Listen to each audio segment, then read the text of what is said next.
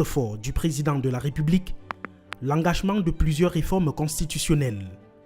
Paul Biya révise la Constitution, instaure de nouvelles fonctions bien encadrées, lance le processus d'alternance.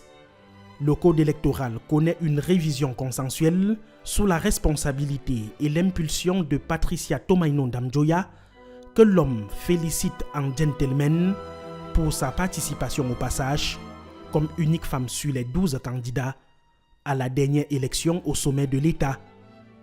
Elections Cameroun, le Conseil constitutionnel sont réformés.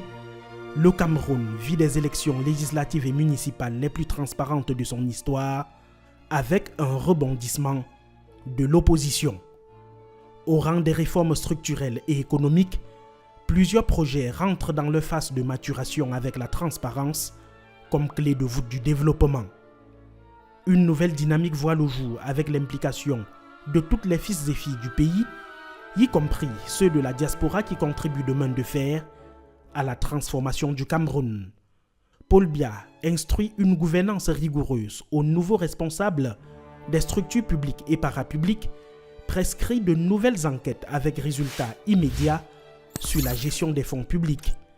L'accent est mis sur les grands projets structurants, la CAN-Gate, le Covid-Gate.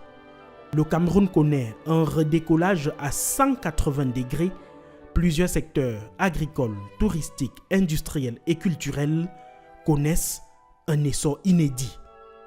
De nouvelles élections sont organisées et un nouveau président, le troisième, prend le pouvoir en quelques années au Cameroun.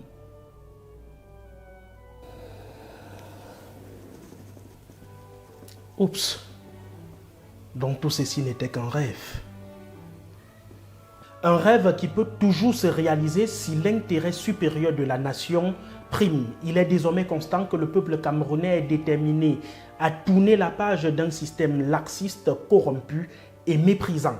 La présidentielle du 12 octobre 2025 est la preuve, s'il en était encore besoin, que le régime en place, malgré son ancrage qui date de l'époque dite coloniale, n'a plus la confiance du peuple.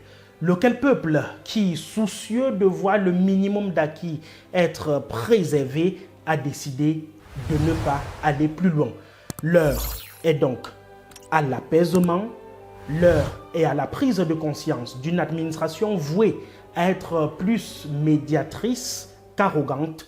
Le silence du peuple n'est pas un signe de faiblesse ou de lâcheté.